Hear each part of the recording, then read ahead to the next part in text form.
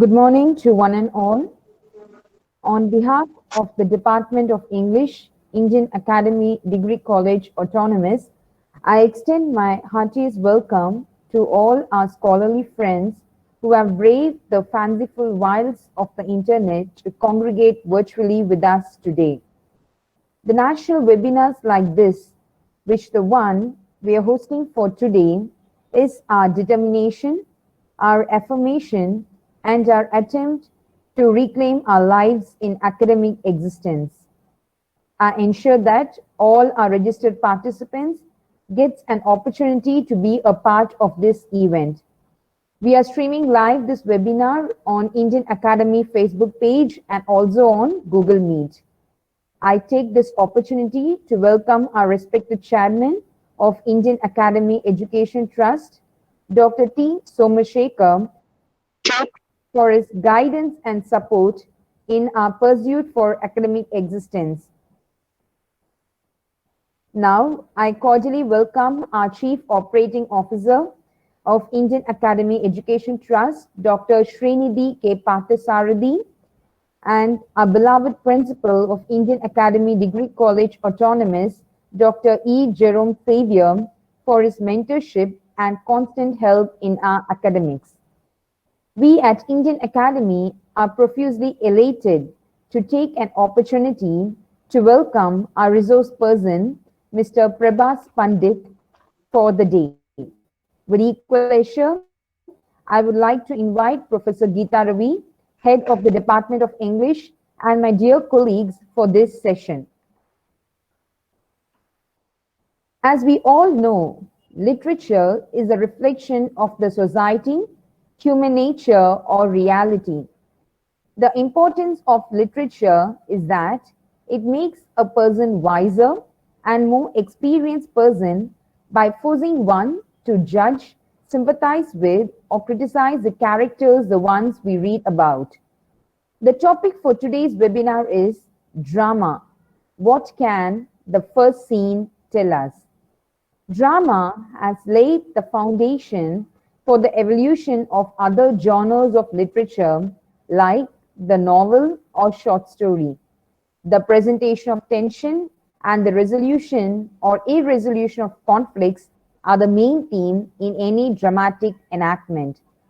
A warm word of welcome to Dr. Jerome Xavier, the principal of Indian Academy Degree College Autonomous, who is regarded as a wings of light, a pillar of strength, and a constant source of motivation, as we are waiting with full of ebullience to listen to your motivational words.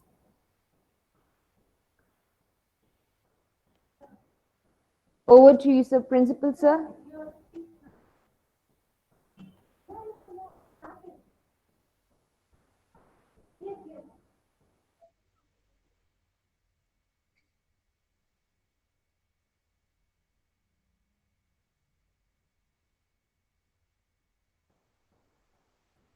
A warm word of welcome to Dr. Jerome Xavier, Principal of Indian Academy Degree College, who is regarded as our wings of light, a pillar of strength, and a constant source of motivation, as we are waiting with full of ebullience to listen to your motivational words.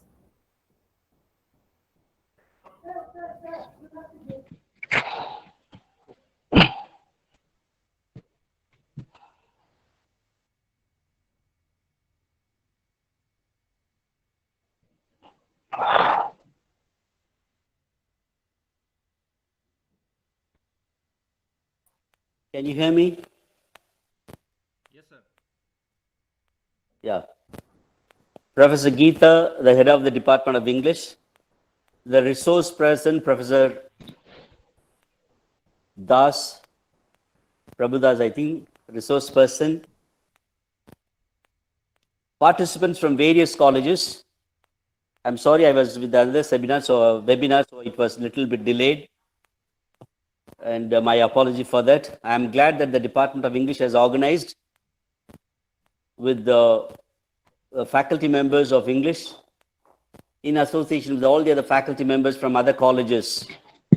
I'm glad that they have taken a topic which is quite interesting and it would be relevant for each one of us. As you know, we all play a role in the drama of life. As various English writers have said, our life itself is a drama, and each one of us play different role in it. Drama or play from ancient times has been part and parcel of our life. Although it might have begun for the sake of entertainment in various cultures, whether it is in Greek culture or English or Roman culture, over the period of time, we found the play or drama has taken a different shape due to the mindset of the writers, playwriters. Each playwriter has in his mind some kind of social theme based on his life experience. That's one reason we find that every play has a context and cultural background. Therefore, if we want to understand a play or a drama, we must have at least certain amount of cultural background and social background and understand in which context the content has been created by the writers. And only then we will be able to get into the mind of the writer and the director who executes the play and grasp the power of the play. All of us know play or drama is one of the most effective medium of communication to the whole society at large. So on the one hand, we consider it as an entertainment.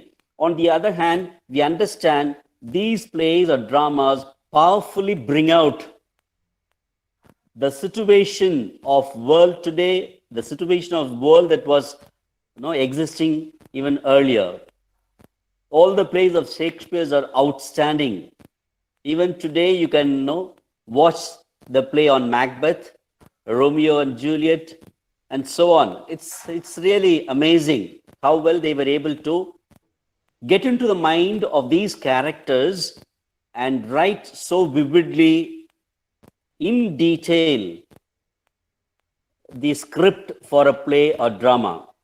I'm glad our resource person has accepted, Professor Pandit has accepted to be with us this morning all the way from Tumkur. He is joining us and to share with you, particularly the faculties of English department from various colleges, his experience and knowledge in the field of drama.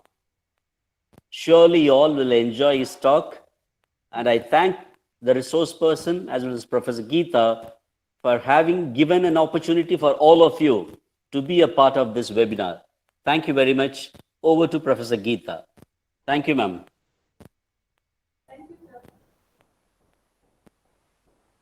Thank you so much, sir, for enriching us with your words. Now I request Dr. Prakash to give a short introduction about our resource person for the day.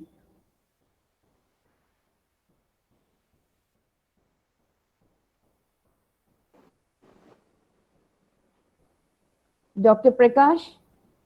Yes, ma'am. Thank you, ma'am. Good morning to all. I'm extremely delighted to introduce today's webinar's resource person, Mr. Prabhas Pandit.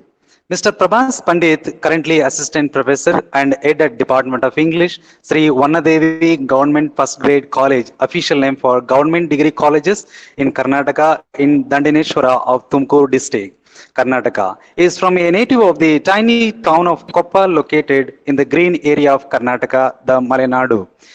After completing his BA degree in journalism, English literature and psychology from SDM College, Ujre, he did his master's in English from University of Hyderabad. He has passed the UGC's national eligibility test for twice.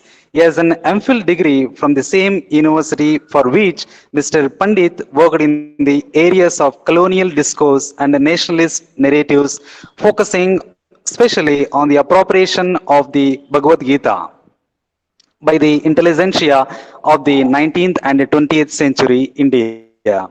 At present, he is working on his doctoral research at Tumkur University in the broad area of comparative science of cultures.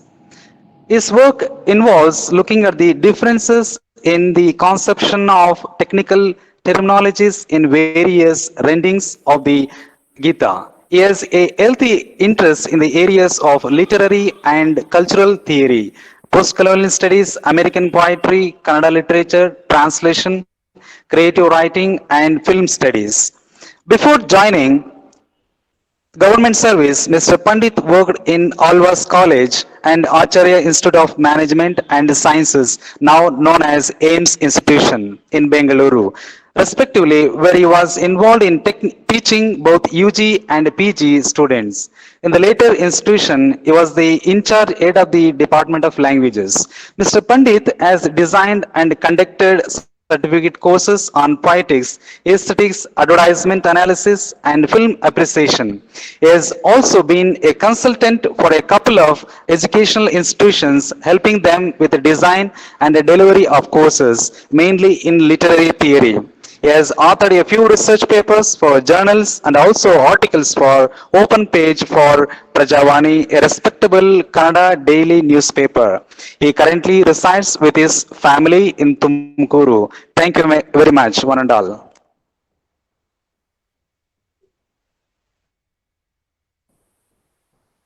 Thank you, sir. With privilege, I invite our resource person, Mr. Prabhas Pandit, to address our esteemed participants in this virtuous space. Over to you, sir. Thank you, ma'am. Before I proceed, I would like to confirm that every participant has been able to see my screen.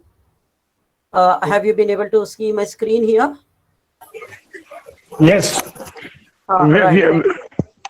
Right. There is one more thing that I would like to also confirm from Dr. Prakash. Sir, am I audible? Yes, sir. Right. No glitches, right? Can I start then? Right. Okay. So, do you see the screen now? Because this is the first slide of the presentation. Do you see the title, Drama? What can the first scene tell us? Yes, Right, sir. All right. I'm very, very grateful to the Indian Academy Degree College Autonomous, the management principal, and all the members of the faculty for having me with you guys today. It's such a wonderful thing that we are doing right now. Though because of certain inevitable conditions, we are homebound, we are making the best of this situation and involving ourselves in some sort of an intellectual activity. It gives me immense pleasure to involve myself in activities of this sort.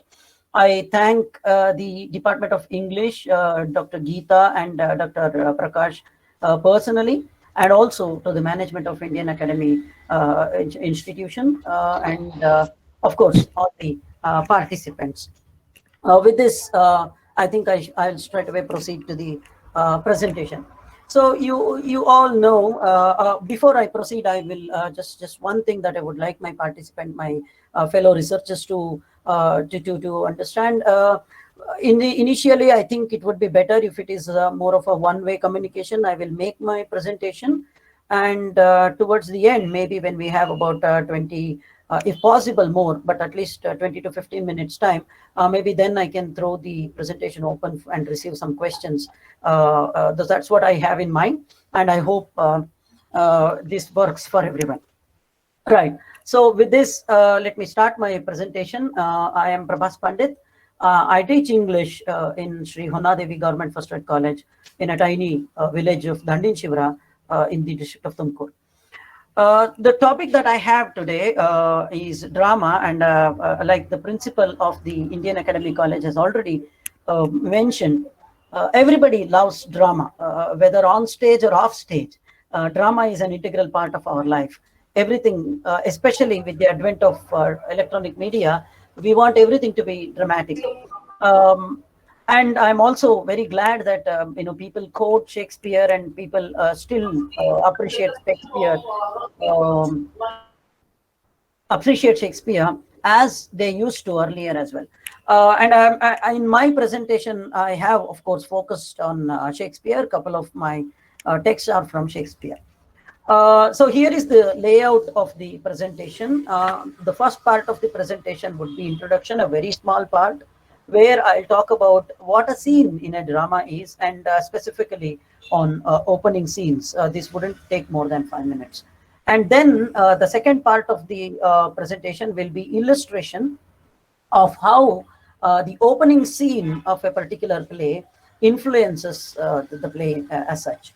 For this illustration, purposes of illustration, I have chosen two texts, each from William Shakespeare and Girish Karnad. Now, I think, explain the rationale behind this choice. I have chosen Shakespeare and Girish Karnad not because of what they are, one being a Kannadiga, one being a universal signifier of English drama, but because they are excellent craftsmen as far as scenes are considered.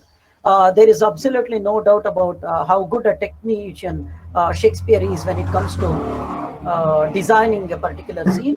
And Girish Karnad's achievements in terms of opening scene, as far as especially in Tughlaq and Crossing to Talikota, his last play, are considered, they are a study in themselves.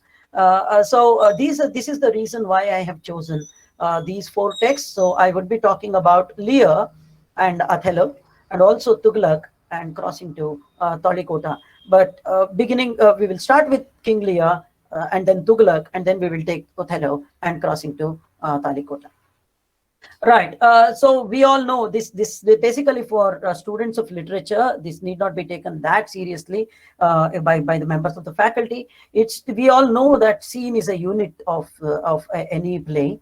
But what is interesting is generally a scene conforms to the unity of place, time, and action. What I mean by that is that a scene generally, this is generally there, of course there are exceptions, generally it takes place in a single location, and the action also it happens in a single block of time, and of course the entire play, it has the unity of action, by which I mean the scene represents a single problem with a beginning, middle, and end that can stand alone as its own, understandable as a mini story, a capsule as such. In this webinar, we will consider first the scene of the play, and then of course the opening scene or the play launch. So let me go to opening scene as such. Of course, we all know what an opening scene is, but then of course there are plays where you have a prologue as such, or something for instance in Sanskrit dramas we have the puppeteer, he's called Sutradhara, and he comes along on the stage, and then with some other characters, and he introduces the play, the theme of the play.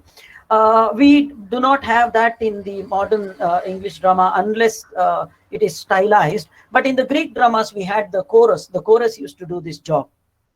We are not considering this sort of a chorus or the Sutradhara's engagement with audience as the opening scene. We do not consider that.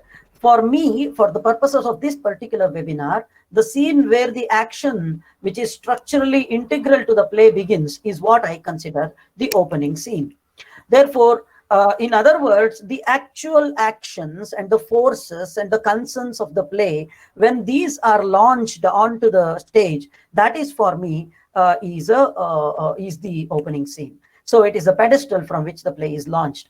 A preface, for instance, we can look at Glass Menagerie, for instance, where Tennessee Williams tells us that it is a memory play, Glass Menagerie as a memory play. This sort of a preface is not what I consider an opening scene. And a prologue generally is not an opening scene, but it can be an opening scene if the prologue has the characters that have something to do with the play come on the stage and act their parts out. This happens in, for instance, the last play that we consider today, Crossing to Talikota by Karnad. So in that particular play, the prologue is a launching scene, but in Glass Menagerie, a prologue is not a launching scene or the scene launch as such. So this is something that I would like all of us to have in mind for the purpose of this particular webinar. What an opening scene does, we all know, is to introduce us to the play's world, the context with all its complexities, with all the subtext and anti-text of the play. is the opening scene introduces us. Though in other words, a good opening play or a good opening scene of a play informs the play much more deeply than it makes us believe. In the sense, if an opening scene has been created, crafted beautifully, the opening scene will grow on hindsight. After we finish the entire play, I think some of the participants have forgotten to mute their phones, microphones. We can hear certain crosstalk happening. I request all the participants to kindly mute their microphones unless there is something important to be shared. You can, of course, interrupt me on such a case. Otherwise, if it is a crosstalk and background noise, I would prefer if they are avoided. Thank you very much. Sorry for the aside. But maybe since we are talking about drama, an aside is not out of place. Anyway, let me continue now. So, like I was saying, a good opening scene grows on us. That means when we come back to the opening scene, we will understand its importance even more greatly than we read it as an opening scene alone, independently. So, for instance, you have the opening scene in Crossing to Talikota that we are going to discuss a little later today.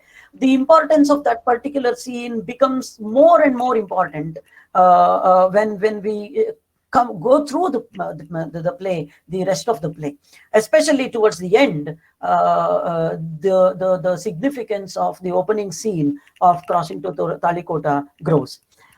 So this is only all these things are true only if the opening scene is good. There can be several bad opening scenes. This doesn't mean that every opening scene works this way. They do not. Right. So we are now heading into the presentation proper.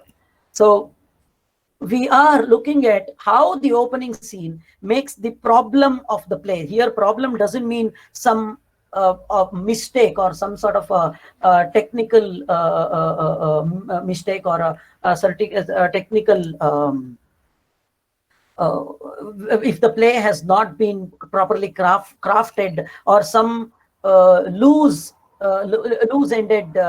threads. No, I don't mean by that. The problem by which, when I say problem, what I mean is the problematic. That means the main concern of the play. So in Lear and in Tughlaq, these are the two texts that I would consider to illustrate how the main concern, the most significant point of the play, are already brought to the foreground in the opening scene. And in King Lear, I would call it public versus private debate. And of course, in Tughlaq, it is politics versus religion debate. These are foregrounded in the first scene, but this is not all. There is more to it.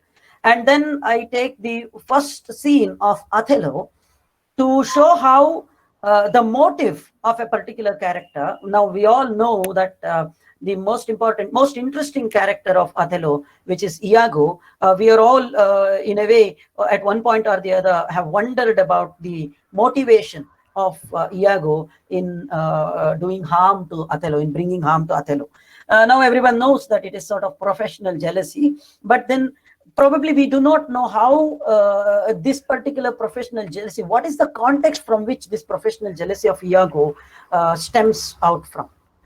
So this is something that I would like to discuss when we take up the motive, which is present inseparably. So the key word here is inseparably. That the motive of the main character and the play is present inseparably in Othello. Then I take up the third point, which is that the opening scene is a capsule and it contains the rest of the drama in its entirety. It foreshadows all the major events of the play in a very short span in the first space. For that, I use Crossing to Talikota, and I call it a study on foreshadowing, and we see how and what role does the opening scene or the launching scene of Crossing to Talikota plays in that case. Right, so this is the this is an introduction to the kinds of arguments that I would be making in the course of this presentation. So let's start with King Lear. I'm sure everybody knows King Lear, but still, maybe it is it's useful to just go through, in a nutshell, what happens in the first scene of King Lear. So King Lear starts with a dialogue, a conversation between Kent and Gloucester, and the setting is the royal court of Lear. And Kent and Gloucester are talking about their private affairs. In fact, Gloucester says that he was embarrassed to acknowledge that Edmund is his bastard, but then he was embarrassed earlier, but during the conversation he opens up and then tells everyone, especially Kent and also the audience, what happened between him and the mother of Edmund. Now, but what is interesting to us is that I request all the participants to kindly mute their. I request the participants to kindly mute their background. Thank you. All right, thank you. Right. Oh, good. I request the participants to kindly mute their microphones, please. Right. So Kent and Gloucester, they engage in a conversation, and as they are engaged in a conversation, Lear comes to the court, and then, of course, he tells everybody that he has decided to share his kingdom among his 3 daughters, and he starts asking each of them, his daughters, Regan, Goneril, and Cordelia, and then he tells them, please state how much you love me, and on the basis of the intensity and the magnitude of your statement or the love that you profess towards me, I will reward you with the same amount of kingdom. So the way you speak, so you will receive. That's sort of an arrangement. And this is done openly in public. And of course, Goneril and Regan, they go on pleasing their father, say that they love him more than anything else in the world, but when it is Cordelia's turn, she refuses to measure and quantify her love, and then because of that, she is disinherited, and from there on, that is the first domino, which kind of from there on, the events, the tragic events of King Lear go on cascading one upon the other. So this is, we know this is the story. Now, but what is interesting to me is that the first line of the play is Kent saying that I thought the king had more affected the Duke of Albany than Cornwall. That means Kent is saying, I always thought that the king liked the Duke of Albany more than Duke of Cornwall. That is the sons-in-law of Mr. Lear, Lord King Lear. You see, right in the first statement, we have how the private affairs of a king, the family issues of a king, and how these family issues of a king are pursued publicly, being spoken by Kent. In fact, that's what happens throughout the scene, throughout the play. Something that should have been extremely private, something which is about a paternal love and how a daughter loves her father, that is something that you need not actually come onto the stage and act out, come onto the court in this case, and perform. This is not for people to see. This is not a public sentiment. But the problem with the play is that King Lear insists that the love that his daughters have towards him must be performed. There is a reason why he does that. Anyway, we'll get back to that in a minute. Then after that, the second conversation that we have is something that something where the Gloucester talks about his very private affair. You see the dialogue on my screen, which is on your screen, which says that this is a Gloucester saying, yet was his mother fair, there was good sport at his making. This his is Gloucester's bastard son Edmund, and he says that fair here stands for beauty.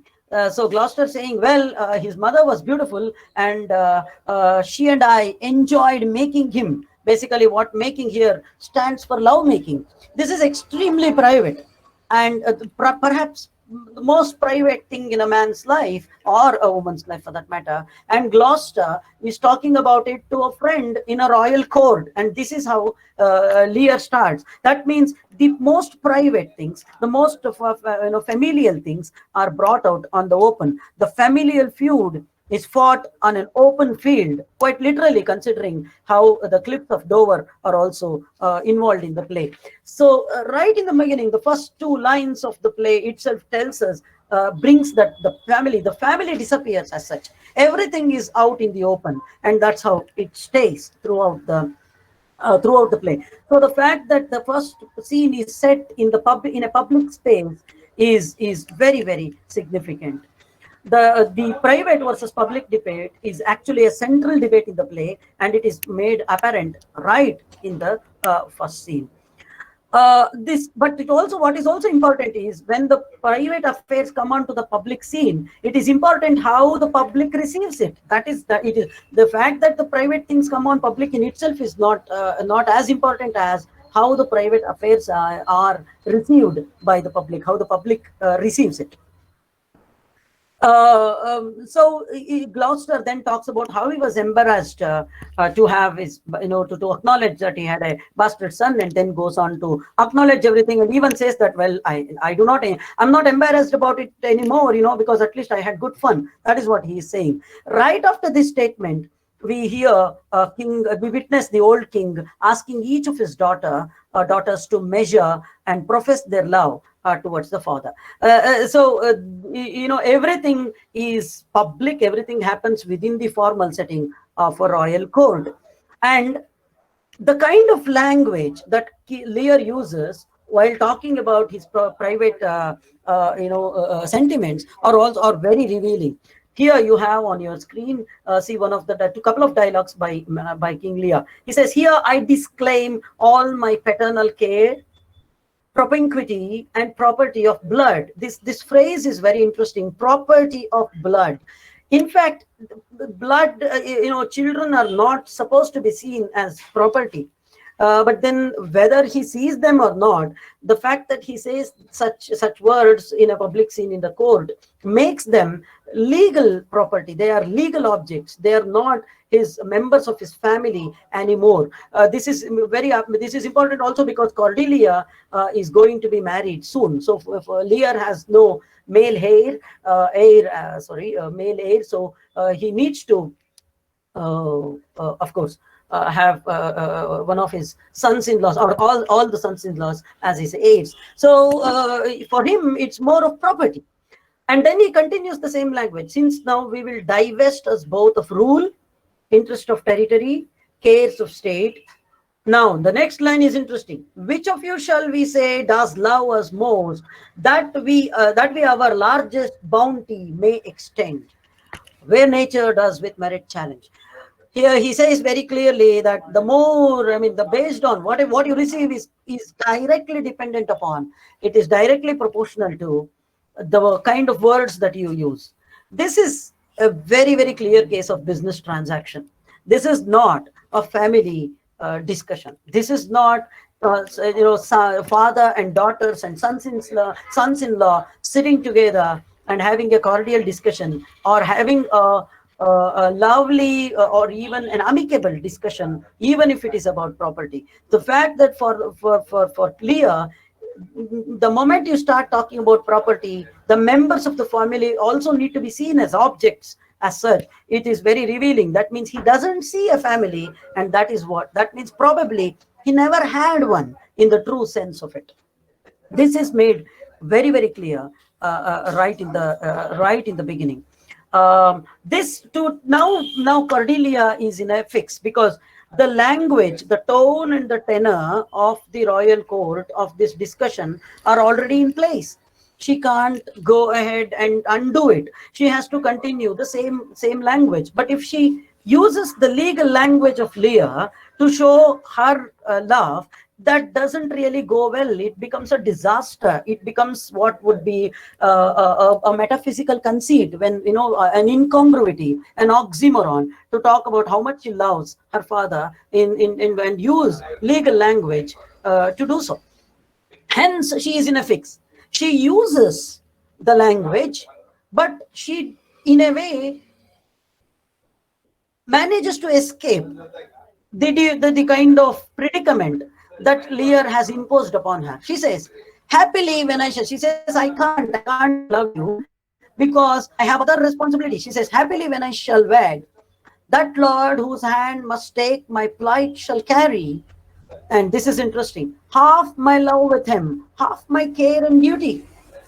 Sure, I shall never marry like my sisters, to love my father. All my sisters have told you that they love you the most. They have all their love is directed towards you and you alone. But that can't be, because the world is not something where I can, where the father and a daughter can live together, just for each other. They have other members to worry about. So she says, half of my love and half of my care, half of my duty, I need to channelize it towards my husband. So I can't really give more. Sir, excuse me. Yes. My humble request to ask the organizing committee to mute all the people whenever there should be the questions and unmute them all, because I feel disturbance, sir. Right, sir. I think the organizing committee has taken care of that. We have been issuing instructions. Thank you for bringing it to our kind notice, sir. Yeah, I request again the organizing committee to request all the participants to kindly mute their microphones. Okay, so now is that clear, sir? May I proceed? All right. Yes, sir. Yeah. Right. Yes. Yes, right, sir. Thank you very much.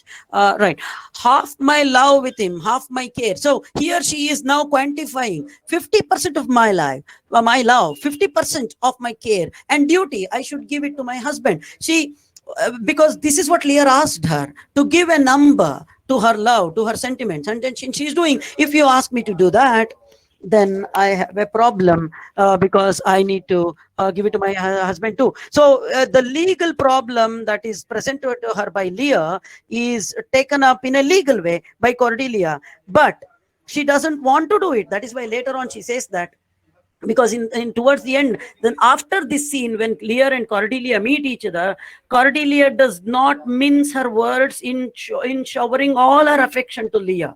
She basically treats him like a child. She caresses him, puts her head on her thighs and caresses him, treats her like a child. So that doesn't mean that Cordelia has any problem in professing her love. She loves her father. We all know that. Then the question is, why is that she didn't say it? What would be the problem? The problem is the setting. The problem is the language. In that language, basically what Lear is doing by asking his daughters to come and profess their love in a royal court is that he's not asking for love at all. He is asking for obedience. We will come to that. Before we go to that point, I would like all of you to just watch this snippet from Lear, not because it is very important to what I have been saying, but it is interesting to see how the character of Lear has acted in this particular. This is a very short video, and I would like all you to kindly watch it.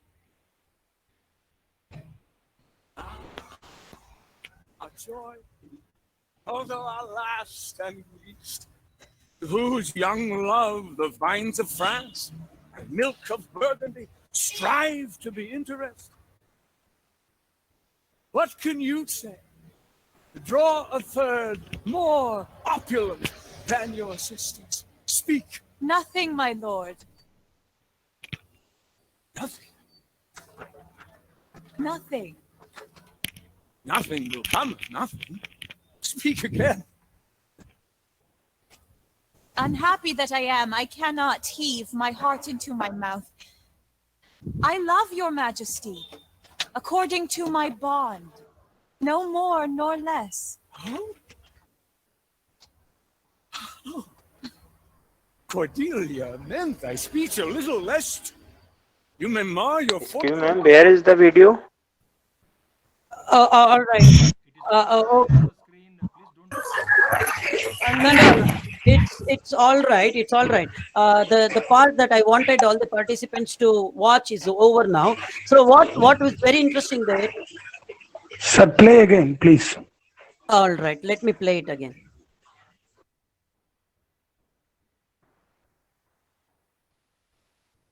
now. A joy, although our last and least, whose young love. It's the not vines playing, Dr. Prabhas. All right. In that case, maybe I need to play it from else. I'll play it from here. Sir, Right. playing, sir. Coming out. Fine. I'll play it separately. All right. I hope now everybody will be able to. A joy, although our last and least, whose young love the vines of France the milk of Burgundy, strive to be interested. What can you say? Draw a third more opulent than your sisters. Speak. Nothing, my lord. Nothing.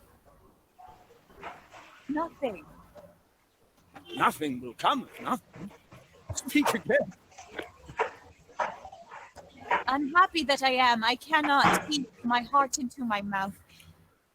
I love your majesty, according to my bond, no more nor less. Right. So I think the most important point there was the nothing of Cordelia, and we have seen that. Now, the major complaint against Cordelia by many of the critics is that why is that Cordelia doesn't allow herself for a little white lie? Why couldn't she have lied? What is the problem? The problem there is not that she couldn't have lied, but what Cordelia is trying to do is that she's trying to diffuse the legal tone of the setup. This is not the space where you will discuss how much they love each other. That's not the place. So she cannot go on talking. What she does there is to refuse to participate in the little ritual, in the little game that King Lear has set up. And there she says nothing. It actually, Cordelia could not have lied there, for the space has an ambiguous impact on the action taking place there. Cordelia attempts to wriggle out of an awkward predicament brought about by the forced conjunction of two kinds of spaces by saying nothing when asked what she can say to get better reward than her sisters.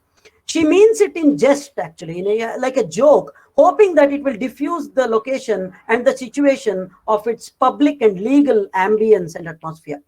The fact that all this happens in the royal court endowed with an air of supreme formality makes it impossible for Cordelia to take any other way out.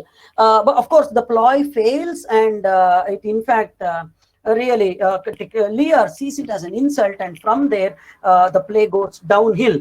But without taking the scene and the language and the events of the first scene into account, we will never know why Cordelia acted that way and why all that happens in King Lear happens.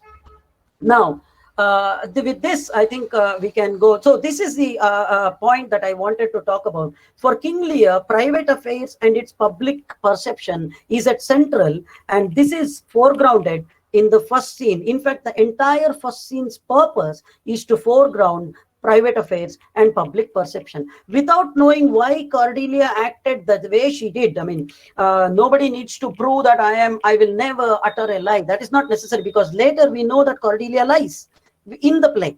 Then why did she not lie when asked for? Because what Lear is asking is not in itself love, but he's asking for obedience. He's asking for obedience, and this is the only way to diffuse the situation. Now I'll take up Girish Karnad's Tughlaq as for a further. I think I spent too much time on Lear, so let us hasten. Now the first scene in Tughlaq opens thus. I will give you a very small summary of what happens there. Tughlaq has opens again in a sort of a royal court. The public has gathered, and they are witnessing a new law being enacted out by Tughlaq. The new law is that any member of any member in his country, any citizen, can sue the king himself if he has done something wrong. That is something that Tughlaq does. Now, there is a Hindu named Vishnu Prasad, and he has sued the king, and it has been taken up by the court, and the order is pending. And this is the moment where the court is going to issue its decree, and everybody is all ears. And the decree comes out. Indeed, the king has erred, and he must be punished. And the Hindu Vishnu Sharma gets the confiscated land back, and also gets a position in the Highness's civil services, Tughlaq civil services. Now the audience watching it start talking among each other. There is all sorts of crosstalks going on. Some people look at Tughlaq as a sign of hope, the future, the embodiment of vision, liberalism, and secular attitudes. But some people think that he is a cunning man because he has used religion in order to rise to power, and in fact he's a murderer. And there is a sheikh, an imam sheikh, there is an imam sheikh who thinks that he's ungodly, unholy. All this is happening, and the public disperses. They have heard their verdict and they are leaving, and then Vishnu Sharma comes out, making sure that nobody is watching him. But there is a guy called Azam, a common pickpocket, who is waiting for this Vishnu Sharma to come out after winning the case against the king. And as soon as he comes out, it is revealed to the audience that, in fact, Vishnu Sharma is not Vishnu Sharma at all. He was a Muslim named Aziz, a dhobi as such, a washerman, and he has disguised himself as a Hindu in order to win the suit. And in fact, all his claims were false. And with his false claims, he has trounced the grand plans of Tughlaq. This is the opening scene. But what happens in the opening scene is that we all, of course, this is a historical play. We all know what Tughlaq ultimately becomes. We call Tughlaq is famous as Mad Tughlaq.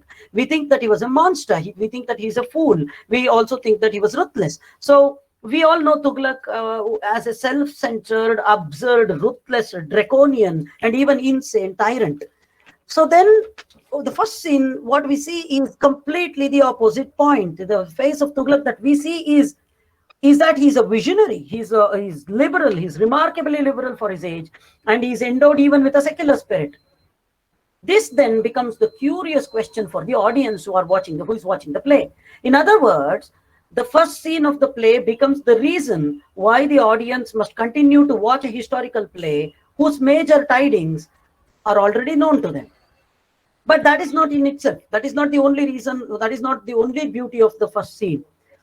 What happens in the first scene, as we have come to know, the grand and ideal plans of Tughlaq and his public proclamations of a very just and equal rule are ironically undercut by two diverse forces, the forces of religious intolerance.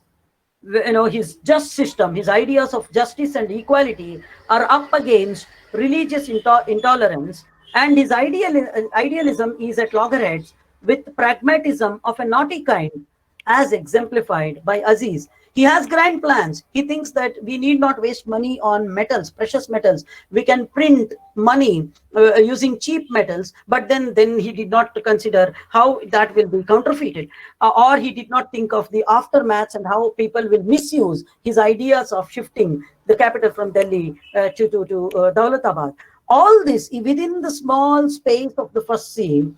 The idealism of Tughlaq, his great plans, the dreams, the visions, all that are completely reversed by a petty pickpocket and a washerman and their duo, this duo of petty washermen. So the most intelligent person who understands what Tughlaq is trying to do, many people don't even understand what Tughlaqs are trying to do, but the most intelligent man who understands, which is Aziz, takes advantage of it. You see, when his friend asks him, all that is fine, but why did you disguise yourself as a Muslim? Why did you disguise yourself as a Muslim? Then Aziz says this, a Muslim plaintiff against a Muslim of justice there. Where is the equality between Hindus and Muslims? You see, Aziz not only understands that he can take advantage of the king's proclamations, but he also understands that if he goes as a Hindu, disguising himself as a Hindu, he has a greater chance of not being noticed and greater chance of maximizing the rewards, because that's what Tughlaq wants. He wants everybody to see that his political rule is not marred by bigotism. But you see, it is actually taken advantage of. So the opening scene of Tughlaq, it shows us the fissures that break through the Tughlaq's rule later on. The opening scene thus acts both as a launch pad, introducing us to the main forces of forces in action of the play, and also it acts as a neat capsule foreshadowing the turns the events are likely to take. All plans of Tughlaq, all great plans, start with idealism, but they end in utter disappointment and even penury, and also bring harm of dire nature to the public. This is what Tughlaq tells us. The opening scene of Tughlaq tells us. Now, I would like to move on to the opening scene of Othello. And here, again, the biggest question is, why did Iago poison his mind? Why did he find that, why did he consider it very, very important for himself to ruin Othello? Now, we know, again, how does the scene start? We have Iago and Roderigo. They have engaged in a conversation, and they decide that they must go tell Brabantio that his daughter is now in the arms of the Moor, the black North African commander of the Venetian army, that is Othello. And after that, they tell him, and Brabantio says that no, no worries, my daughter is all fine. But he goes and tries to find out, and then he discovers, to his utter disgust, that his daughter indeed has eloped with Othello, and he tries to go to meet the Duke and effect an annulment of their marriage. But there he finds out that the Duke is also, and his men are in search of Othello, because it seems that the Turks have attacked the Venetian, the outskirts of Venetian city-state. So everybody is looking for Othello, and Brabantio hopes that as soon as the Duke comes, he can complain against Othello. But he is instigated by Iago and Roderigo. This is what happens in the first scene. But the opening scene, it is so tight that it solves one of the biggest mysteries of the play. The character of Iago in Othello has hunted critics, perpetually as such. In fact, Coleridge's statement is so famous: motiveless malignity. But after all, in my argument is, it is not motiveless at all. His malignity is motivated, and there are clear motives. And we will try to discover what those are. Hopefully, you will be able to agree with me.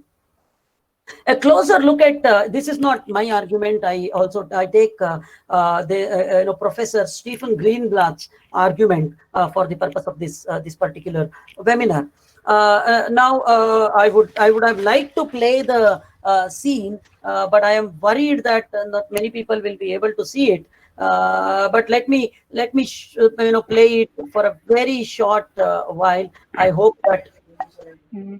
I hope that everybody is able to watch it.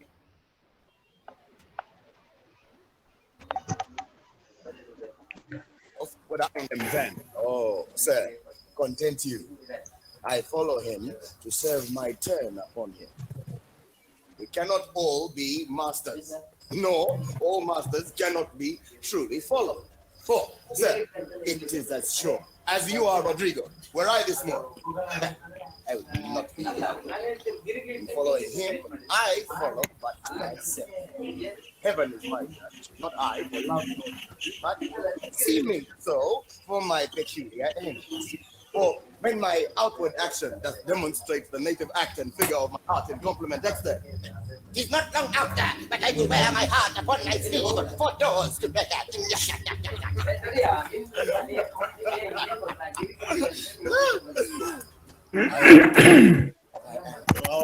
Sir, not visible, sir. Right, I think some people are finding it difficult to watch the screen, so it's all right. Let me continue the presentation in such a case. I would not like to waste your time then. All right, so we were discussing this particular thing, and you see what Brabantio says is that at the beginning of the play, what tells thou me of robbing? Are you telling me that my daughter is being robbed? This is Venice. My house is not a grange. Grange here is a country farmhouse as such. So what this fella Brabantio is saying is that you can't really tell me this is such tales, but then to his utter disgust, he realizes that it is true. What they are saying is true. Now, this statement is Professor Stephen Greenblatt argues that it is not a simple way of telling the audience where the play is located, which is Venice, but also saying something about the nature of the city, its power, its security, its grandeur, the absence of threat, how peaceful they are. And it is ridiculous that in such a state, somebody is trying to frighten him that his daughter is being robbed of him. So this introduces the setting, Venice. And we must understand that Venice is an oligarchy. It is a city-state. It is ruled by a small number of insiders, the Venetian noblemen. However, the mercenaries who guard the city, they are all outsiders. That in other words, it is ruled by the insiders like Brabantio, a senator, but all the military personnel of that city-state are outsiders. For the most part, these people were outside of Venice. They were from nearby towns. But you see, in Greece those days, these were city-states. Athens was a city-state. Venice was a city-state as such. So anybody who was not a Venetian was outsiders, not just Othello. Othello is anyway outsider because he is from a different continent altogether. But each one of them, Lucius, Cassio, and Iago, all of them are outsiders for that part. For instance, you see that Othello is African, but Marcus Lucius is from Greece. Michael Cassio is from Florence. He's a Florentine, and Iago is a Spaniard. So each one of them are outsiders. They were there hired especially to conduct their battles. So their wars were waged by these outsiders, but the power was enjoyed by Venetians themselves. The Venetians were extremely powerful. It was one of the most powerful states in Europe at that time. They also had a great city. They were extremely prosperous. And because by virtue of all these things, they were immensely confident. But for them to safeguard all these things, they need military power. And these military powers were dependent upon foreigners like Othello. So all military figures of Venice are foreigners. And these are the people the great state of Venice depends upon to protect itself. However, the people who are from the Venice is also, it never considers these people as outsiders. They only consider the Turks who are trying to wage a war against Venice outsiders until the moment when Othello, who is supposed to protect the concerns and considerations of Venice, who is an outsider himself, comes dangerously close to the heart of Venice, that is the daughter of their nobleman. This is what allows Iago to poison the minds. Otherwise, Othello is a great hero. All of this works more or less fine, except the moment when Othello gets close to Brabantio's daughter.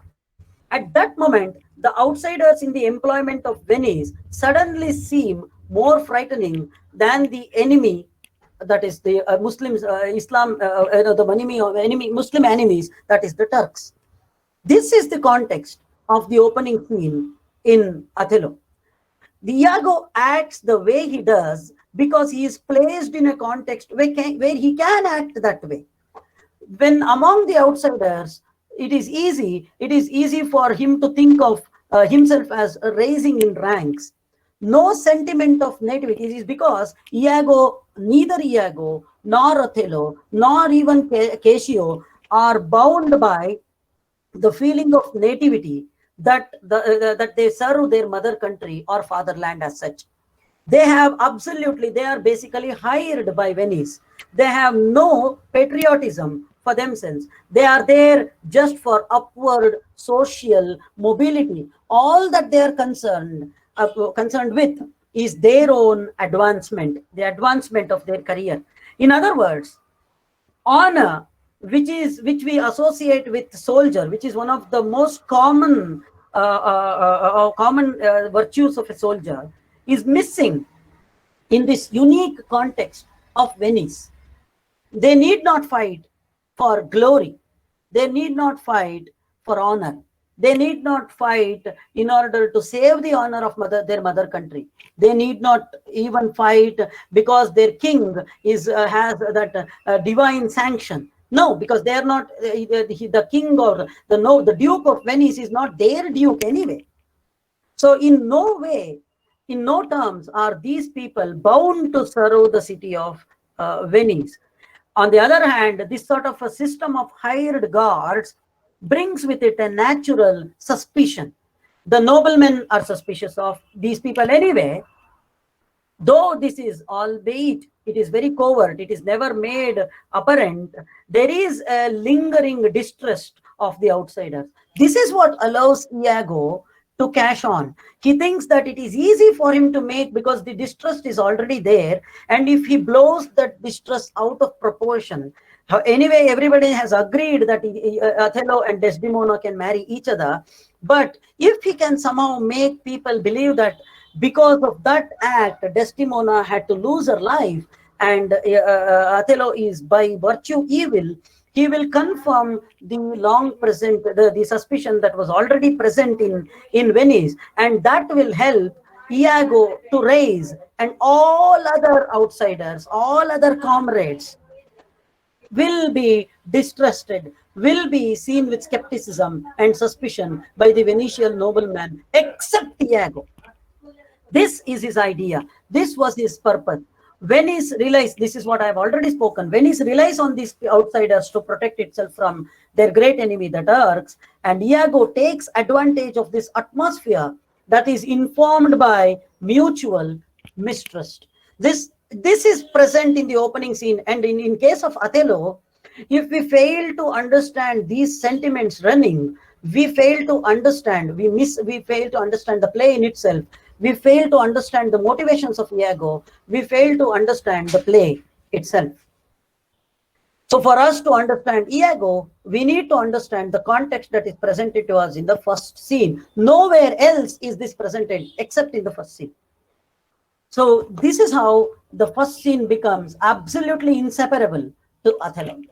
It's only when we understand that all the mercenaries of Venice are outsiders, and therefore there was an inherent suspicion already present among the Venetian noblemen, which Iago could cash onto, which he could get traction out of, so that only he will raise and nobody else will raise. So after all, Iago's malignity is not unmotivated at all. It is not motiveless. It is severely motivated, and that is why many people are right in saying he has professional jealousy.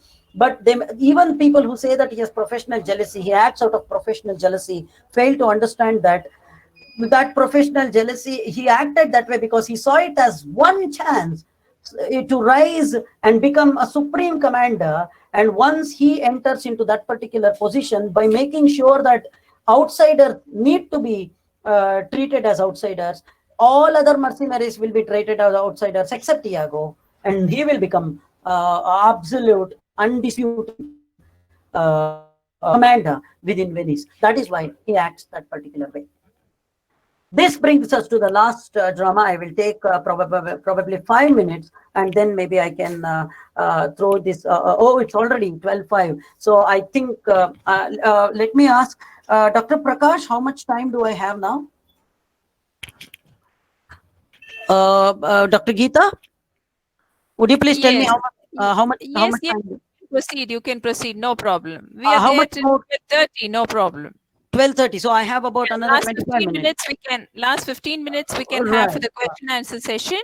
Or Right. if the questions are more, we can accommodate the participants. No problem. Please Right. proceed. Then I will take another 10 minutes, and then I will Sure. open the floor for questions. Right. Sure, So sure. this is Crossing to Talikota is the last play of Girish Karnad, and my subtitle, as you can see on your screen, is The Tale of Three Reversals. The Tale of Three Reversals is not for Crossing to Talikota, but the prologue, the opening scene of Crossing to Talikota. Of course, I need to tell you what happens in Crossing to Talikota. Of course, everyone knows. This play is basically about the last years of last 5 to 6 years of the Vijayanagara kingdom. It is ruled by the son-in-law who is in charge of Vijayanagara, Ramaraya, who is the son-in-law of the great Krishnadevaraya. And Ramaraya thinks that he is an outsider. He doesn't belong to the Vijayanagara empire. He doesn't belong to the family, the four families that rule Vijayanagara, but he is a Chalukya. He's a descendant of Chalukyas. That is what he thinks. And this is why he has some sort of a necessity to prove himself that he is as great as Krishnadevaraya, and he is not just an in charge. He is not just an in charge, somebody who has been like a pawn who has been placed there by the great king to look after and run his errands. He is not an errand boy. That's what Ramaraya wants to prove to himself and to others. And this, according to Girish Karnad, is his downfall. What happens in the play is that there is already some sort of an enmity between Ramaraya and other sultanates in the north, towards the north of the Vijayanagara kingdom. That is the Bahamani kingdoms, the Golconda Empire, and also Bidar, Ahmednagar, and others. These are the three major sultans that were fighting against among each other as well as against Vijayanagara. But they were also very close with Vijayanagara Empire. But they all come together because they enter into a marriage alliance, and all these three sultans they become part of one extended family, and because of that they see an opportunity to fight against Ramaraya. And Ramaraya, because of his extreme egocentrism, because of his belief in his own power, because of his belief in his lineage, he thinks that he can easily defeat all of them, and throws all caution to the air and meets his end. This is the story of the play. But what happens in the first prologue is, after the fall of Vijayanagara Empire, the people have gone, and the people of Vijayanagara Empire have gone and hid themselves in some caves. And the soldiers, the Muslim soldiers of the invading army, they are after all this wealth, and they try to sneak upon these citizens of Vijayanagara Empire who are hiding, and they try to follow them into the cave in order to find out if they are hiding any money, wealth. So the play opens with a couple of soldiers catching the public's cave dwellers, and they urge them, they force them to take them inside into the cave. And when they go to the cave, suddenly these cave dwellers, especially a woman, the cave dweller's wife, she delivers a deadly blow, and the soldiers are killed at that moment, and their body is dispensed. So there is a reversal of a lot of things. We think that the soldiers will actually go and kill all these laymen, but the reverse happens. The soldiers, the Muslim soldiers, after the fall of Vijayanagara Empire, who are looking for treasure, are killed by the cave dwellers in order to save their family. This is what happens in the first scene. Now let's see how this, what bearing does this first scene have on the rest of the play. One of the first sentences that is asked in the play is the soldier asking the cave dweller, "Where is your family?" Because the soldier knows that family is the site of hidden treasure. This particular line, the fact that family is the site of hidden treasure, is true for the audience too. Because for the audience, that hidden treasure is in the family of Ramaraya. Ramaraya thinks that he doesn't belong to that family, and that is where the clue is for the fall of Vijayanagara Empire. The personal problem of the caretaker of the Vijayanagara kingdom leads to the downfall of one of the greatest empires that the South India, or in fact the whole of India, has ever seen. This is what Girish Karnad wants the audience to see, that family is the place, there is a treasure trove. That is where you need to see. Look at the family of Ramaraya and what he thinks as his family. He is actually pointing his fingers towards family as the central point. But that is not alone. There are other the first scene, the prologue, foreshadows three more things. What does it foreshadow? It foreshadows the reversals, three reversals. The reversal of expected role, the reversal of expected outcome, and the reversal of accepted facts. These three reversals happen within the three scenes, in the opening scene, and that is exactly what happens in the play as well. Reversal of role, reversal of result, and the reversal of what has been accepted, what have been accepted as facts. What are these three reversals? Let's see. I told you that the soldiers enter into the cave thinking that they will be able to lay their hands upon the treasure that the common people of Vijayanagara have been hiding in the caves. But as they go in, what happens is they buckle abruptly, these soldiers, one of them under a decisive blow delivered by a woman who, as you can see on your screen, picks up a rock and smashes the soldier's skull, and you see, fairly expertly. She does it as like an expert. And only a moment later, that woman is seen patting the child to sleep. Okay, this is very interesting. So the woman, as if business as usual, as if she's used to it, kills the soldier and goes on to attend to her child. So this is a very clear case of a reversal of role. A woman, this is a common thing of the nature and nurture. We have seen this for many days. But what we see here is more than just the reversal of expected roles. The sustainer and slayer contrast. That is not the only thing. What happens with this scene is that the presence of the child in the cave at the moment of murder makes the audience see the civilians, so far the citizens of Vijayanagara, now as a family. Essentially, it converts that corner of a cave into a domestic space where brutal but necessary actions are executed with clinical ruthlessness. And this is exactly happens later as well. In fact, the idea that all the Muslim rulers, the sultans of North, should come together in a marriage alliance, should come together as a family in order to defeat the Vijayanagara Empire, is an idea given to one of the sultans by his wife as she is tending him in his inner chamber.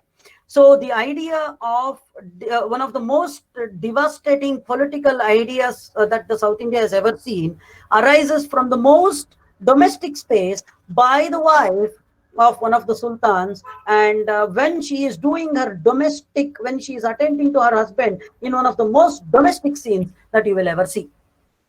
So the family comes together in order to destroy Vijayanagara Empire, and this idea of family coming together also comes from the domestic sphere, and then it is coupled with how Ramaraya himself is obsessed with the family and his own lineage, and that blinds him. So it is the answer to the question, how did Vijayanagara kingdom fall? The answer to that can be given in one word: it fell because of family, and that is what the prologue is telling us.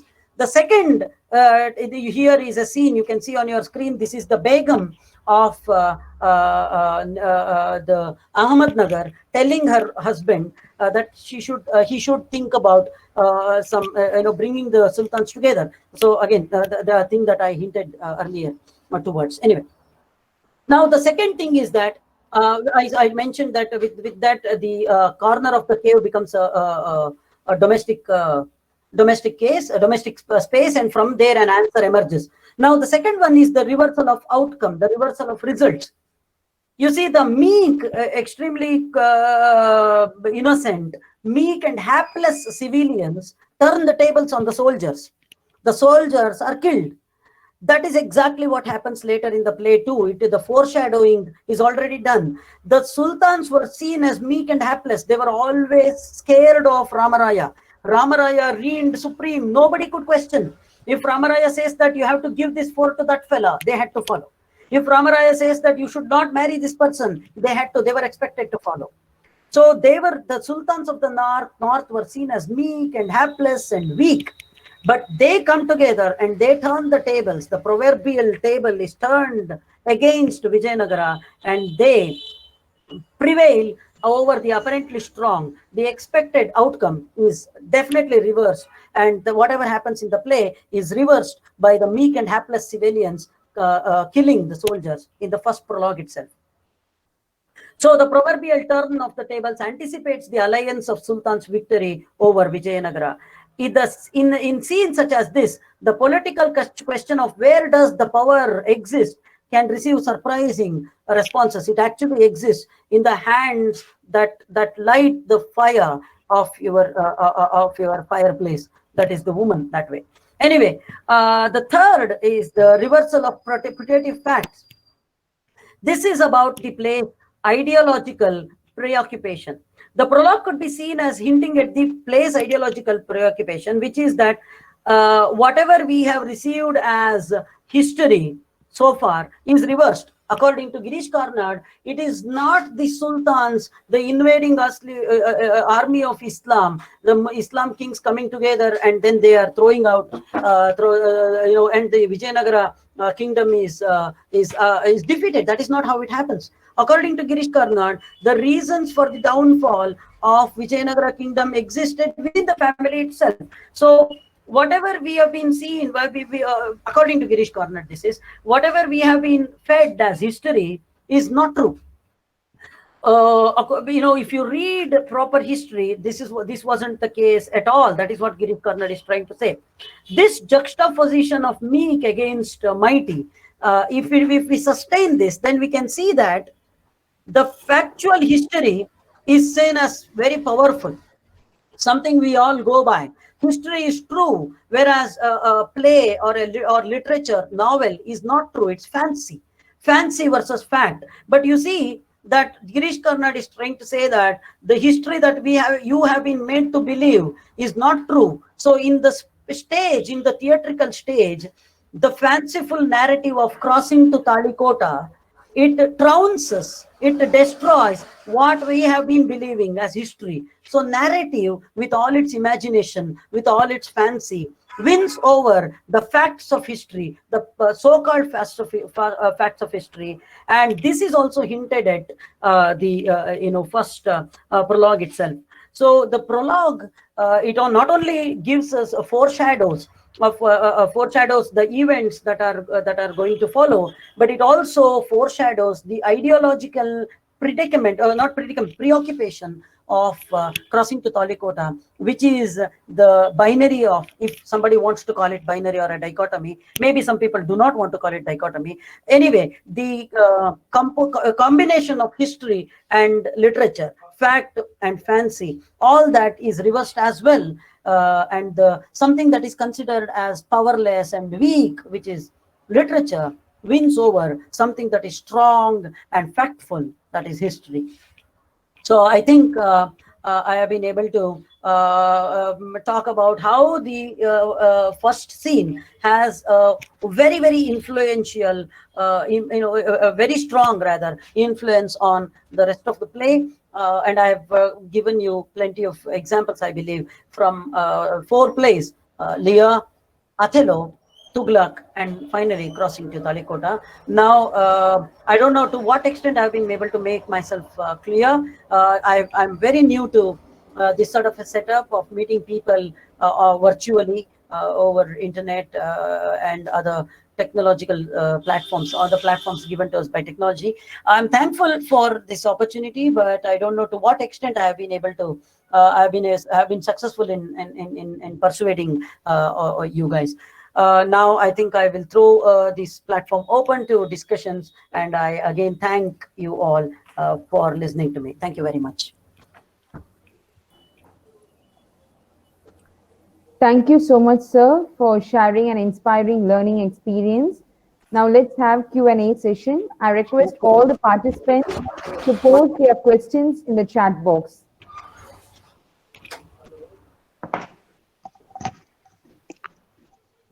Madam, excuse me. Right, sir, tell me. Questions keeping in chat box or straight away asking any permission is there? Yes, please ask, sir. Thank you for the organizing committee and Honorable Xavier sir and Professor Geeta madam and Dr. Prakash sir and Dr. Prabhas Pandit. I thank you, all of you. I am Dr. Giri Prasad from Telangana State Kakatiya University. Right, sir. I am working as Assistant Professor of English. Right, sir. You have done well, and you explained, though you lack technical knowledge, but you did well, sir. I really appreciate. Thank you, sir. But I am arrested by your well explanation. You are right at telling King Lear, the opening scene of King Lear. Really, you have explained well, sir. But I have two questions I want to put before you. Right, sir. Is it not the power politics, power mongers, Shakespeare brought all the people in modern of his writings? Because all these power mongers, maybe the illegal relation, maybe the love scene, maybe they are talking about 50% of the love to give to somebody and another 50 to be shared to somebody. When it comes to Girish Karnad, also power politics are seen. Maybe it is relevant to religious aspect and perspectives. Right. But all these dramas of the opening scene, they demonstrate the power politics and power mongers who are a criminal politicians, so relevant to present society. What is your comment, sir? Please. Right. Yeah, you're absolutely right, sir. I mean, we cannot find a drama cannot happen without some sort of struggle between power. It need not always, power does not always mean, by power, they do not always mean that they have certain administrative responsibilities. Power can exist within the space of family, right? We all know that. So any drama for that matter will definitely foreground the power politics. I don't think a drama can exist without certain sentiments, without some sort of power politics, taking a role within. And if I have to address to the second idea that you proposed, how relevant these are, there is absolutely no question about it. Especially Shakespeare, it is relevant. It is for, I think it will be relevant forever that way. But we need to understand that the context will change. By that, the way the words that Shakespeare or Karnad said or wrote, they will obtain new meanings. We cannot think that whatever happened in Lear will happen now. Maybe it will not happen. No, not like that. But yes, yeah. It will have a since the Shakespeare time, since the time of the Shakespeare, and coming to modern society, the malign of the human beings, evil nature of the human beings, absolutely, sir, absolutely, not changed. Even it is increased a lot. Yes, sir. I'm not sure of the increase part, but yes, you are absolutely right that yes, we are all obviously our basic human attitude will remain the same. There is no question about it. Sir, I have one more question, sir. Please, sir. If I ask you about Girish Karnad, when he was talking about this fancy and imagination, history is nothing but all the facts which are written. Right. And sometimes it was damaged by criminal people who manipulate it. Right. But they may go for manipulating it, but the true history never dies. Right.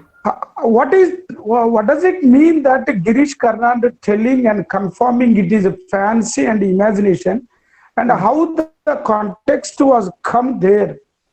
Right, sir. Yeah, this is a very interesting question. In fact, the whole question of crossing to Talikota is how could Vijayanagara Empire, which was so strong, it was unimaginable that people could actually defeat such a kingdom. How is that such a wonderful, strong, absolutely brilliant kingdom? Almost after one small battle, it wasn't small today, but they have fought several battles, but right after Talikota, everything vanished, an era ended. How did it happen? For that, Girish Karnad is trying to tell us that you cannot find answers in history alone. You have to find answer to that in the personality of the actors, such as Ramaraya. So when we have to think about the personality and attitude of Ramaraya, we cannot really recreate him without using imagination. But Girish Karnad relies heavily upon history. He doesn't. It doesn't that he just writes something that is out of his own mind. He doesn't cook up everything. For instance, Brecht does cook up, or even Bernard Shaw. He cooks up. He doesn't always stay true to history. But Karnad. You're right. Karnad doesn't do that. Karnad is very true to his history, but whatever history cannot give us. For example, the attitude of Ramaraya, that is something that we have to surmise upon. That is where his imagination, but his imagination is, the logic of his imagination is strong. It is reasonable, and there is some rationale to that. If we do that, only then can we understand how Vijayanagara as a kingdom met its end. That is what I mean by fancy and imagination. Thank you. Well satisfied with your answers, and you made us good information. Yeah. Thank you, madam. Right. Prabhasa? Yeah, Can please, you hear ma'am. me? Yeah, I can hear you. So there's a question in the chat box which says, if the first scene sucks the majority essence of the drama, doesn't the rest of the drama become boring? Oh, no. Oh, yes, that's another, no, it doesn't become boring, because what the first scene does is introduce us to the forces, introduce us to the context of the play. It does not tell us what exactly happens. In fact, the historical drama, like Crossing to Talikota or Tughlaq, we all know what happened to Tughlaq in the end. We all know what happened to Vijayanagara Empire in the end. But still we watch it, because the reason why we watch is we want to find out how it happened. How did such a wonderful person ended up becoming a tyrant? How is it that such a wonderful, magnificent, extremely prosperous kingdom of Vijayanagara met its end and now is in ruins by just a single battle that happened, which was, at that point, it was not even considered a great battle. Nobody expected it to be such a decisive battle. Even though we know the history, we watch these plays because of the way the forces of history and the forces of the play have been set against each other within the space of the stage. This is what makes us, this is what keeps the play interesting. The initial scene will only introduce us to the most interesting forces. It will tell us, it will give us hints of what is going to happen. It will not make everything clear. And then, of course, drama is full of emotions, and emotions are played out in the rest of the events. And therefore, the emotions that the opening scene, makes us, the emotions that the opening scene introduces to us will only be played out in their all glory in the remaining scenes. So we cannot say that the rest will become boring. It will only become more enriching. I hope have I answered your question satisfactorily? I hope you have answered, sir. There's another request.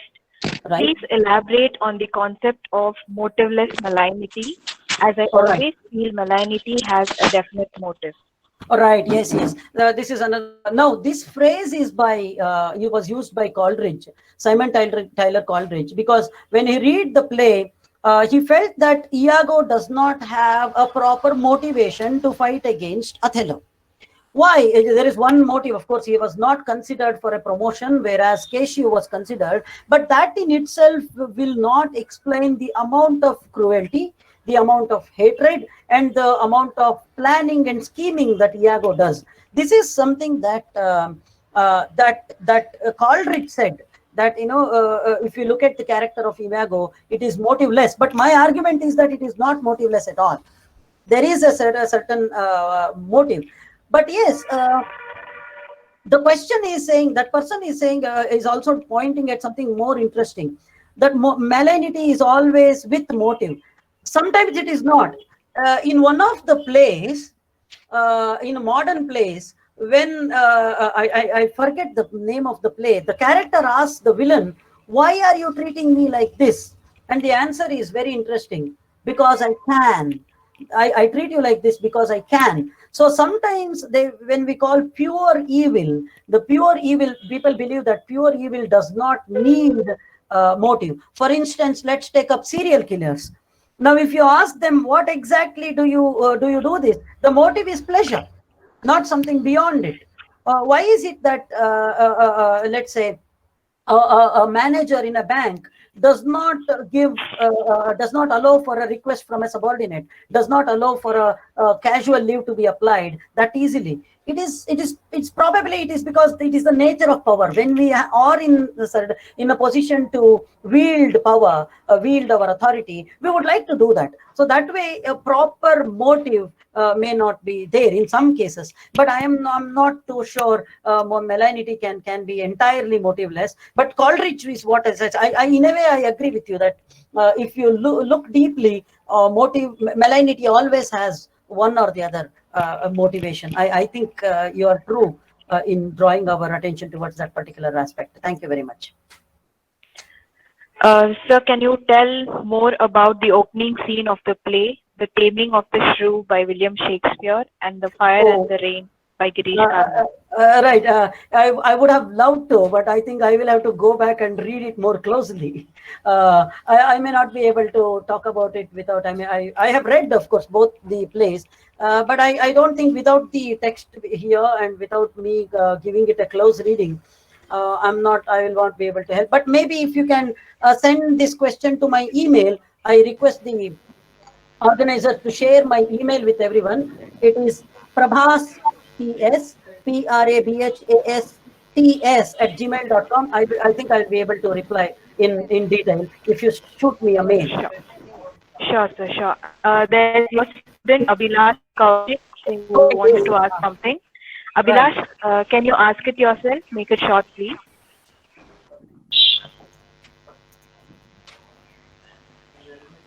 Abhilash Kaushik, are you there?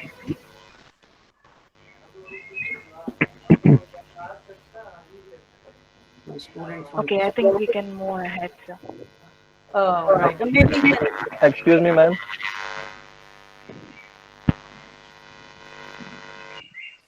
Yes, please go ahead. Good afternoon, sir. Good afternoon. Sir, this is an assistant professor Irfan Ahmed Dar from Kashmir. Right. Nice to have you, Irfan, Mr. Irfan. Yes, I am working in the Department of English, North Campus, Baramulla. Right.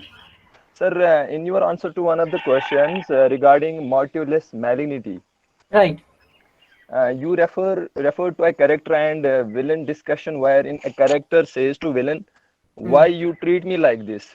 I treat you, and the response is, "I treat you like this because I can." Right. Yeah. That's yes. So I will draw this conversation to a bit length, and then I think it will make my question more elaborate. Sir, artists, or we can say dramatists are like gods. They are like gods. Why gods? Because they, like gods, they create characters, they make them live, they kill them on their own view, on their own will, the way it is apparent in the Shakespeare's Hamlet and Othello. Right. We have killing taking place frequently at the end. So my point is, can we say that without being themselves emotionally involved, the artist's skill on their own will, they make their characters live? Can we say that they remain emotionally detached? Do they form the part of the pattern, or they traverse this pattern by acting like gods without having any emotional affiliation with the deaths? Right. Sir, your answer. Yeah, thanks for the question. Now, there are two ways to answer this question. The writers are like gods because anyway it is their story, so they can create or kill characters in any way. But then we can't say that they are too evolved with their characters emotionally. See, any good play will be objective. It cannot, a writer cannot invest his own subjective emotions too much in a particular play. Yes, sir. But even in that case, we cannot find fault with a particular character dying or some other character living, because in that case, where is the drama? Yes, sir. Of course, death is a very unpalatable event, and we don't want anybody to die. But without tragedy, there is no life. And Yes. literature cannot be independent of life.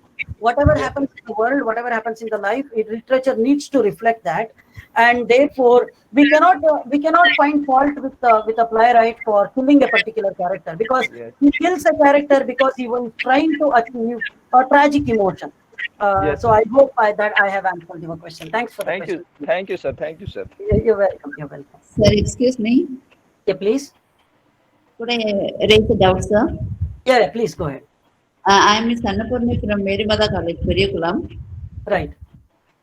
Sir, as you have said, if the first scene, the opening scene, foreshadows what is going to happen in the following scenes, Right. don't you think that the suspense will not be maintained in the play?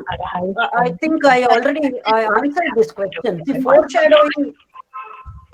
foreshadowing is actually one of the better. It's one of the techniques of a better written play. People should have an hint. It's only when the audience doubts are confirmed later, the audience feels that the play is good. The idea that something completely new will come, this idea of sudden, Henryan twist may not always work. The audience will appreciate a well-written play, not only because the play is well-written, but they also feel that I am clever enough to understand this. Since it is given first scene. No, everything is not given. You're right. You're right. Just hear me out, please. The audience will consider a play well written when their own suspicions are confirmed. An audience is looking for an acknowledgement of their own literary sensibility as well. When they think that when they already have a hint, it is not confirmed as such. They think that, okay, because I saw that there. And like I told you, the foreshadow becomes a foreshadow only when the event happens later. So the importance of the opening scene, it becomes greater with the benefit of hindsight. We all have doubt, but when our doubts are confirmed, we will start appreciating the play better because we are appreciating ourselves as well. The suspense, in my view, the suspense is not lost as such.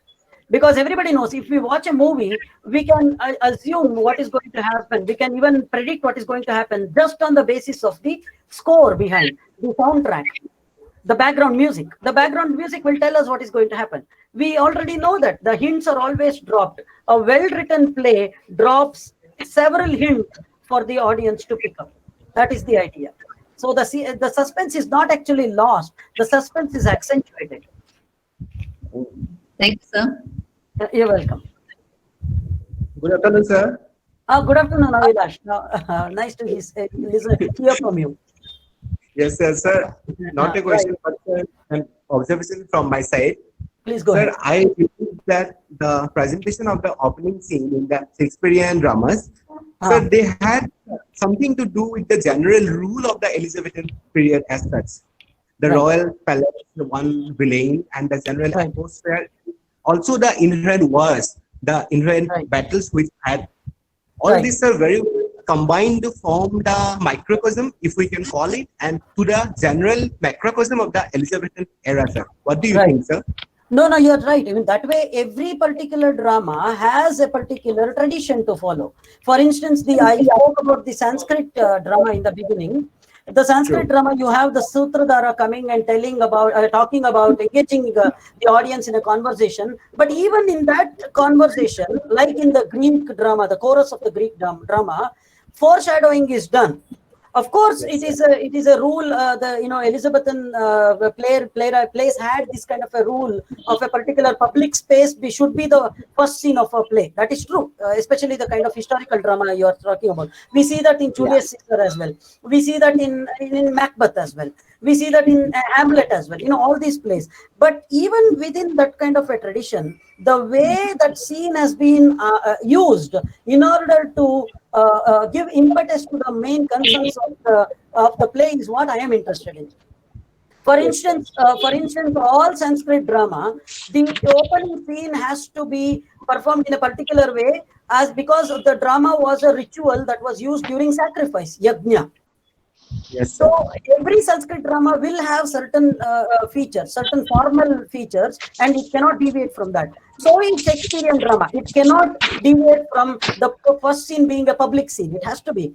But in the public scene, the kind of discussion that Gloucester and Kent have is very private. Basically, Gloucester is saying how he enjoyed making love to Edmund's mother. This is something Yes, sir. extremely private that you do not talk about.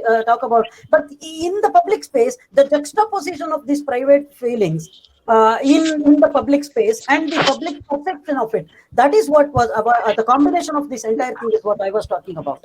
But you are right that the fact that the first scene has to be in public is something that Shakespeare follows. You are right. Yes. Thank you very much for drawing my attention to that. It's very important. Thanks a lot, sir. It's a pleasure to listen to you, sir, after almost 2 years. Thanks, sir. Hello, It's a pleasure to Prabhas, listen to sir. There's a question here, sir, from the Facebook. Right, please read me. Hello. Yeah, I can. So hear there's you. a question in the Facebook. Miss Angel asks you a question. What is your say about the first scene of postmodern dramas? Right. This is very, very interesting. The postmodern drama, the opening scenes of the postmodern theater do not always gel well with the kind of argument that I am making here. That way we will have to take up in a different, because postmodern dramas, though there are discernible features, each one of the drama is in a way is an attempt at an experiment. It tries, it talks about different sentiments altogether. So whatever I had argued here, the idea of foreshadowing, the idea of certain forces being presented to us right in the first scene itself. Though some of the traditions may continue, this will not happen in a traditional way. For instance, Pinter's mountain language was something that I can think of at this particular point, or even modernist plays, for example, or postmodern. Let's take up Who is Afraid of Virginia Woolf? Now, the first scene will not introduce, it does not stand by itself without any connection to what happens in what follows that first scene. It is an integral part of other actions. There we cannot take that first scene out and say that, see, this is what happens in the first scene. I think in the postmodern drama, the relationship between the opening scene and the other scenes may be of a different nature altogether. I think I will have to go look it up and study it in detail in order to answer this question in any more detail. Okay. Thank you, sir. With immense pleasure, I now call upon Professor Geeta Ravi, Head of the Department of English, to share a few words for this session. Madam, my question.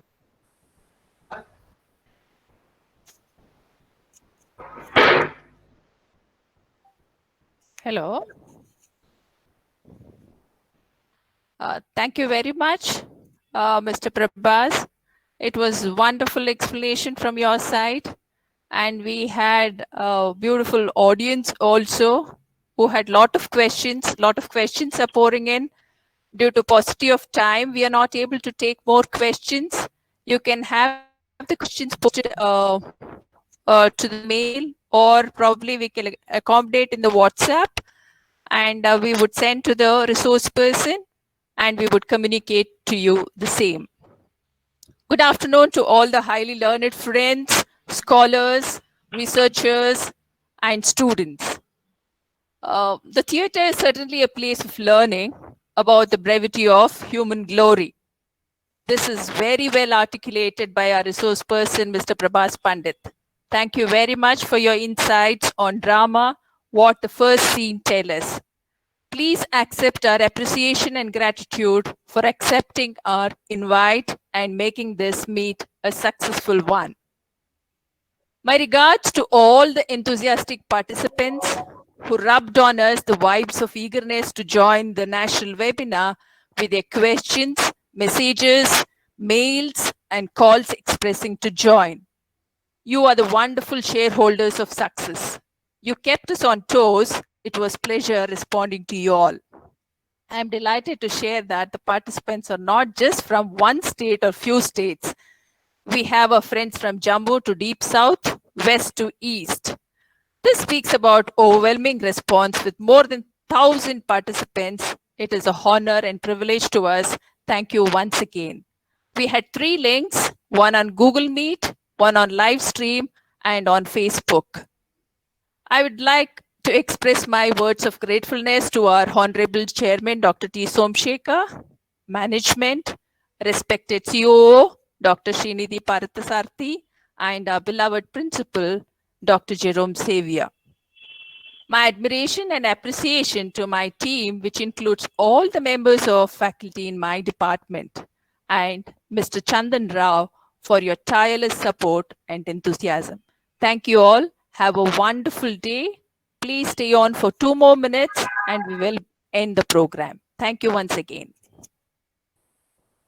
Thank you so much, ma'am.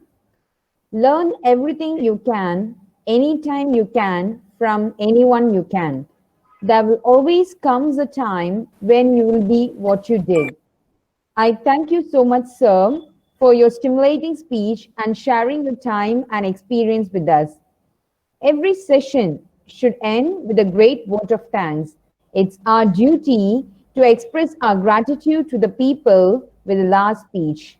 I now request Ms. Chaitanya Grace to propose the vote of thanks. Thanks are the highest form of thought, and gratitude is happiness doubled by wonder. I, Chaitanya Grace, on behalf of the Department of English, Indian Academy Degree College Autonomous, extend a hearty gratitude to our chairman, Dr. T. Somshekar, the management, the Chief Operating Officer, Dr. Srinidhi K. Parthasarthi, and our beloved principal, Dr. E. Jerome Xavier, for being our ceaseless support. I would like to endow my heartfelt thanks to our resource person, Mr. Prabhas Pandit, for taking us through a vivid experience of drama, and Professor Geeta Ravi, Head of Department of English, for organizing such a fruitful session like this. I thank and appreciate our participants across various platforms for being patient and thoughtful. Mr. Chandan and team for the technical support. Last but not the least, I thank amazing colleagues for making it a great success. Thank you. Have a wonderful and safe time. Thank you all.